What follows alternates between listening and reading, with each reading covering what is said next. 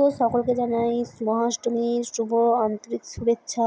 আমি যাচ্ছি আজ আমাদের পাড়ার মণ্ডপে। আর মায়ের যখন আরতি হচ্ছিল তখন একদম আমার চোখ দিয়ে জল গড় গড় করে বেরিয়ে যাচ্ছিল, কেন জানি না আমি।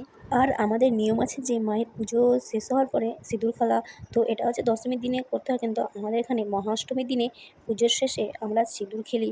আমাকে একটু নোটিস করে দেখো যে আমি কি ভুলে গেছি পড়তে।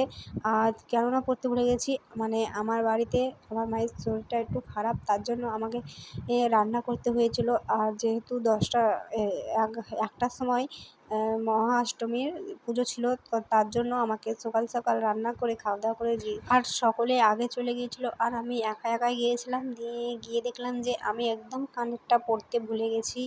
তো আর ঠাকুরমশাই এতটা বোঝাচ্ছে যে কেউ কিছু বুঝছেই না। আর আনন্দ করতে করতে বাড়ি ফিরলাম, একদম মায়ের গান শুনতে শুনতে বাড়ি ফিরে চলে আসলাম।